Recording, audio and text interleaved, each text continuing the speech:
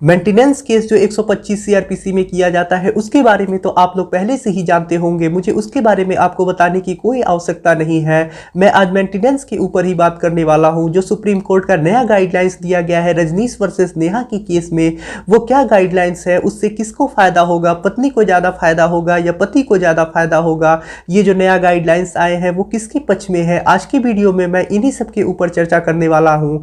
तो आज की वीडियो को आप पूरा देखिए ताकि आपको अच्छे से नॉलेज मिल सके। तो नमस्कार मित्रों, मेरा नाम है आदित्य, आप देख रहे हैं एडवोकेट आदित्य यूट्यूब चैनल। आज की वीडियो में मैं आपसे जो सुप्रीम कोर्ट का लेटेस्ट गाइडलाइंस आई है 125 सीआरपीसी के केस को लेके कि मेंटेनेंस कैसे अलाउ किया जाएगा, क्या गाइडलाइंस होंगी और क्या नए नियम और क्या नए शर्तें हैं मेंटेनेंस को अलाउ किए जाने के लिए, आज की वीडियो में हम उन्हीं सब के ऊपर चर्चा करने वाले हैं। तो चलिए वीडियो को शुरू करते हैं। माननीय सर्वोच्च न्यायालय के द्वारा 125 सीआरपीसी के मेंटेनेंस के केस को लेके नए गाइडलाइंस जारी किए गए हैं। ये गाइडलाइंस रजनीश वर्सेस नेहा के केस में जारी किए गए हैं, जिसमें पति और पत्नी दोनों को अपनी डिटेल्स बतानी होगी। इन डिटेल में पति और पत्नी को अपनी आय व्यय, उसके ऊपर कितना कर्ज है, उसका कितना खर्च है और कितने लोग आश्रित हैं परिवार में उनके ऊपर, ये सारी बातें बतानी होंगी। इसमें सर्वोच्च न्यायालय ने एक फॉर्मेट बना के दिया है। ये फॉर्मेट एक एफिडेविट होगा। उसी एफिडेविट में पति और पत्नी दोनों को अपनी डिटेल बतानी होगी। आगे की वीडियो में मैं आपसे बताऊंगा कि वो क्या डिटेल है और कैसे बतानी होंगी। गाइडलाइंस के सबसे पहले पॉइंट पे नाम, पिता का नाम, पूरा पता, शादी कब हुई थी, शादी के बाद दोनों अलग अलग कब से रह रहे हैं और जो भी उनकी पर्सनल डिटेल है वो सारी डिटेल बतानी होगी। ये तो पहले से ही था, पहले से ही जब केस किया जाता था या रिटन स्टेटमेंट दिया जाता था तो उसमें अपनी ये सारी डिटेल बतानी होती थी। इसमें कोई नई बात नहीं है, ये तो पुरानी ही बात है। गाइडलाइन के सेकंड पॉइंट में अगर कोई दूसरा केस चल रहा है, जैसे 125 सीआरपीसी का केस पति ने किया है, उसके अलावा domestic violence act, Hindu marriage act के सेक्शन 24, ये सारे भी केस चल रहे हैं, तो इन सारे केस का डिटेल बताना होगा।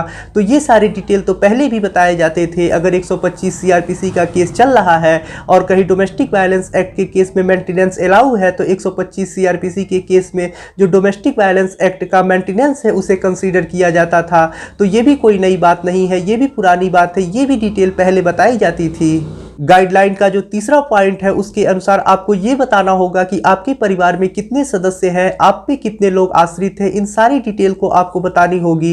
ये भी पहले बताई जाती थी, ये भी कोई नई बात नहीं है, पहले भी ये चीजें बताई जाती थी और अब भी ये चीजें आपको बतानी होगी। अब गाइडलाइन के चौथे पॉइंट पे चलती है। चौथे पॉइंट में आपको अपने मेडिकल के बारे में बताना होगा, यानी आपकी क्या दवाइयाँ चल रही हैं, आपको अगर कोई बीमारी है तो उसके बारे में बताना होगा। जो लोग आप पे आश्रित है उनका कोई इलाज चल रहा है तो इसके बारे में आपको बताना होगा। तो ये भी चीज़ कोई नई है, पहले भी ये चीज़ें बताई जाती थी और अब भी ये चीज़ें बताई जाएंगी, तो इसमें भी कोई नई चीज़ नहीं है। इन सारी चीज़ों को कंसीडर किया जाता था 125 सीआरपीसी के केस में और अब भी किया जाएगा। गाइडलाइन के पांचवें पॉइंट में आपको अपने बच्चों का डिटेल बताना होगा कि आपके कितने बच्चे हैं, बच्चे कौन कौन सी कक्षाओं में पढ़ रहे हैं, ये सारी डिटेल आपको बतानी होगी। ये तो पहले भी होता था। आप देखते थे कि जब पत्नी मेंटेनेंस पाने के लिए केस करती थी तो उसमें अपने बच्चे का भी नाम, यानी माता पिता के जो बच्चे हैं उसका भी नाम डालती थी और उसके लिए भी मेंटेनेंस मांगती थी। तो ये भी कोई नई बात नहीं है, बच्चों का डिटेल पहले भी बताया जाता था, अब भी बताया जाएगा। तो ये कोई नई बात नहीं है, ये पहले से ही होता चला आ रहा है। अब हम गाइडलाइन के छठे पॉइंट पे आती हैं जो काफी ज्यादा इंपॉर्टेंट है और जिसमें कुछ चेंजिंग की गई है जो कि इस केस के ऊपर काफी ज्यादा असर डालेगा। जब पत्नी मेंटेनेंस का केस करती है तो वो उसमें खुद को असहाय और बेरोजगार बताती है और कहती है कि वो अपना खर्चा चला पाने में असक्षम है, इस कारण से उसके पति से उसको खर्चा दिलवाया जाए। ऐसे में होता यह है कि कुछ ऐसी भी पत्नियां होती हैं जो नौकरी कर रही होती हैं और कोर्ट में बोल देती हैं कि वो बेरोजगार है, या काम कर रही होती है और नौकरी छोड़ देती हैं और उसके बाद खर्चा का दावा करती हैं। चूंकि जो गाइडलाइन का सातवां पॉइंट है वो इनकम डिटेल से ही रिलेटेड है। अब जब पत्नी कोई प्राइवेट नौकरी कर रही है और अपनी नौकरी को छुपा लेती है या नौकरी कर रही थी और नौकरी छोड़ दी है, तो ऐसे में पति के लिए ये सिद्ध कर पाना कि यदि पत्नी कोई प्राइवेट नौकरी कर रही है तो ये चीज सिद्ध कर पाना काफी ज्यादा मुश्किल होता था कि उसकी पत्नी कमा रही है या काम करती थी। तो ऐसे में पति के लिए काफी समस्या होती थी। अब ऐसी पत्नियां जो कमा रही हैं और कोर्ट में पति से खर्चा भी मांग कर रही हैं, उनके लिए समस्याएं बढ़ जाएंगी। ऐसी पत्नियां जो काम कर रही थी, काम छोड़ दी हैं या कमा रही हैं और खुद को बेरोजगार बता के पति से खर्चा मांग रही हैं, उनके लिए काफ़ी दिक्कतें अब बढ़ जाएंगी, क्योंकि कोर्ट ने अपने गाइडलाइंस में अब ये बोल दिया है कि जो लोग भी खर्चा का आवेदन करेंगे, यानी अगर पत्नी दावा करती है या पति को भी, दोनों को भी, अब अपने 3 साल पुराने स्टेटमेंट को, यानी उसके पास जितने भी बैंक अकाउंट है, बैंक में जितने खाते हैं, सारे खाते का 3 साल पुराना बैंक स्टेटमेंट जो होता है वो कोर्ट में सबमिट करना होगा।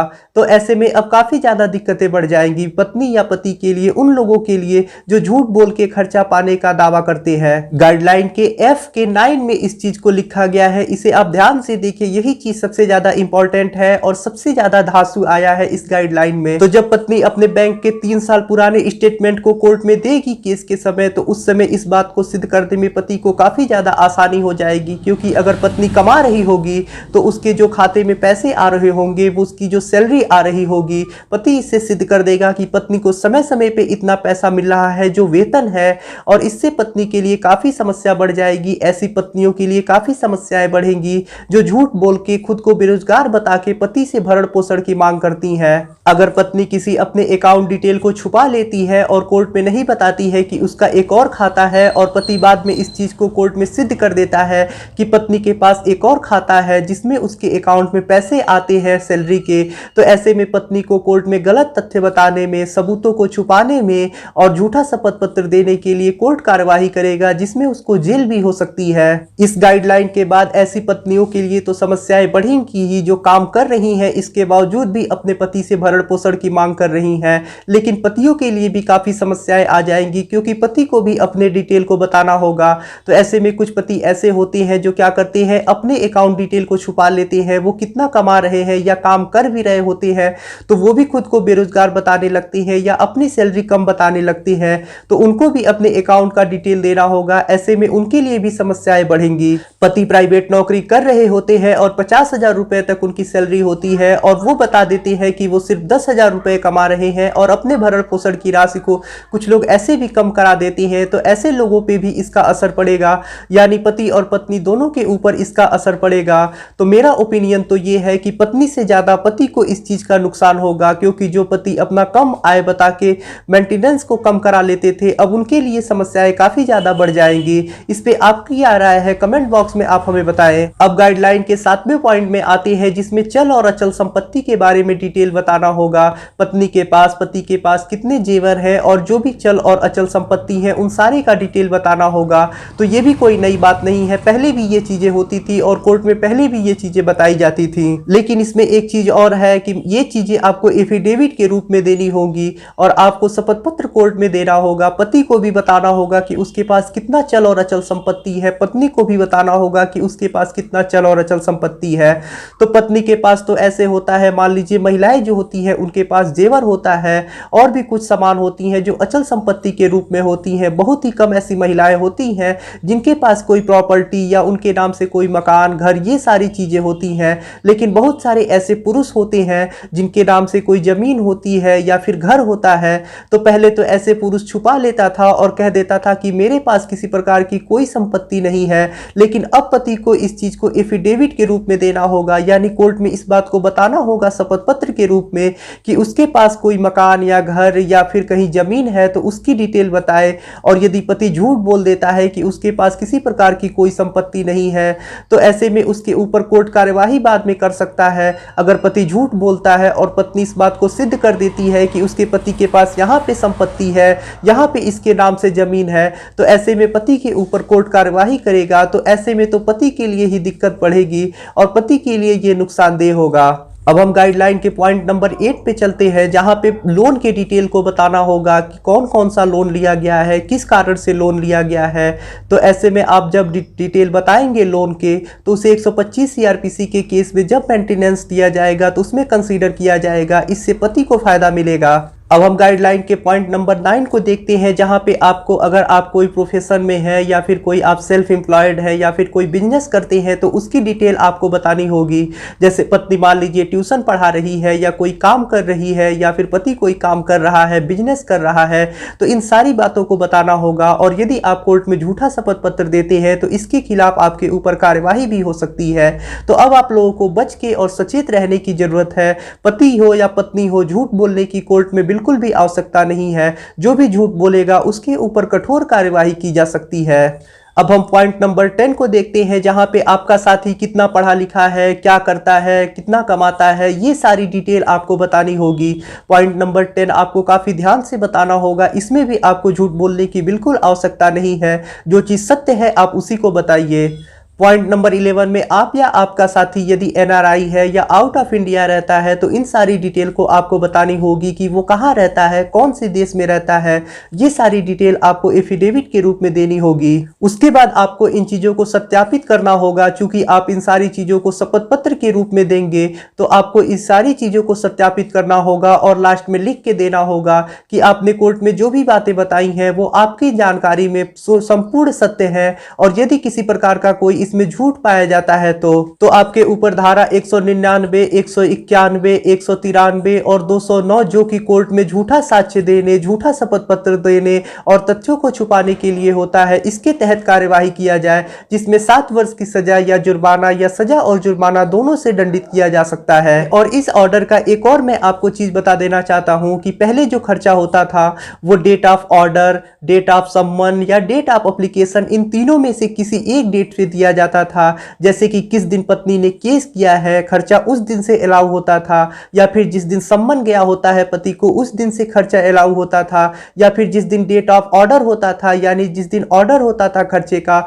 उस दिन से खर्चा पत्नी को दिलवाया जाता था। लेकिन अब सुप्रीम कोर्ट ने एक नया नियम ला दिया है जिसके तहत डेट ऑफ एप्लीकेशन से अब खर्चा देना होगा। यानी जिस दिन एप्लीकेशन दिया जाता है, मान लीजिए एप्लीकेशन जब दिया जाएगा उसके 1 साल के बाद खर्चा अलाउ होता है, तो जिस दिन एप्लीकेशन दिया गया होगा उसी दिन से अब खर्चा देना होगा। यानी पिछली जो भी खर्चे होंगे, जितने भी दिन केस चले हैं, उन सारे महीनों को जोड़ के उसमें जो भी आपका मेंटेनेंस होगा, जो भी भरण पोषण की राशि होगी, उस समय से जोड़ के पति को देना होगा। अब ऐसे में पति के लिए समस्याएं बढ़ेंगी, क्योंकि मान लीजिए 1 साल तक केस चलता है और केस समाप्त होने के बाद 5,000 रुपए प्रति माह भरण पोषण की राशि पत्नी को अलाउ कर दिया जाता है। यानी पति को अपनी पत्नी को 5,000 रुपए प्रति माह देना होगा। तो ये भरण पोषण की राशि जिस दिन केस किया गया होगा यानी 1 वर्ष पूर्व से जोड़ के देना होगा पत्नी को, पति को। पहले ये चीज फिक्स नहीं थी। पहले अधिकतर मामलों में यही होता था कि डेट ऑफ ऑर्डर से मेंटेनेंस दिलाया जाता था, लेकिन अब ऐसा हो गया है कि डेट ऑफ एप्लीकेशन से आपको मेंटेनेंस देना होगा। तो एक काफी मोटी रकम एक ही बार में पत्नी को देना पड़ेगा पति को, जिससे कि पति के लिए काफी ज्यादा समस्याएं बढ़ेंगी। इस गाइडलाइन के आ जाने के बाद जो पीड़ित होगा वास्तव में उसके लिए काफी आसान हो जाएगा न्याय प्राप्त करना। ऐसी पत्नियों के लिए काफी ज्यादा समस्याएं बढ़ जाएंगी जो काम कर रही हैं और खुद को बेरोजगार बता के मेंटेनेंस पाने के लिए केस की हैं, या फिर मेंटेनेंस पाने के लिए उन्होंने अपनी नौकरी छोड़ दी है, क्योंकि आपको 3 साल तक का अपना बैंक स्टेटमेंट भी देना होगा। और ऐसे पतियों के लिए भी समस्याएं बढ़ेंगी जो अपना आय कम बताते हैं और अपना आय को छुपा के या फिर अपनी नौकरी को छुपा देते हैं और कहते हैं मैं बेरोजगार हूं, और इस कारण से अपना मेंटेनेंस कम करा लेते हैं। उनके लिए भी काफी समस्याएं बढ़ेंगी।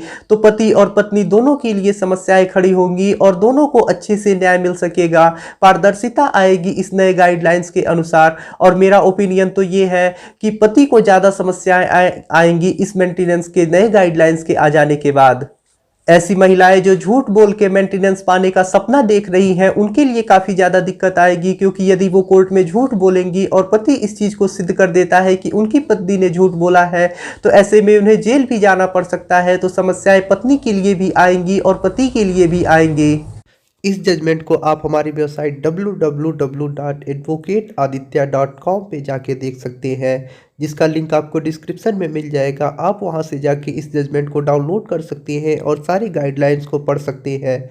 यदि आपके मन में अब भी कोई सवाल है तो वो सवाल आप नीचे कमेंट बॉक्स में हमसे पूछिए। यदि आप मुझसे फ़ोन पे बात करना चाहती हैं तो इसके लिए आप डिस्क्रिप्शन चेक कीजिए, वहाँ पे बताया गया है कि आप किस प्रकार से मुझसे फ़ोन पे बात कर सकती हैं। यदि आपको वीडियो पसंद आया हो तो वीडियो को लाइक करें, अपने दोस्तों के साथ शेयर करें और यदि आप चैनल पे नए हैं तो चैनल को सब्सक्राइब करके बेल आइकन को दबाएं। मिलते हैं नए वीडियो के साथ अगले दिन, तब तक के लिए जय हिंद, जय भारत।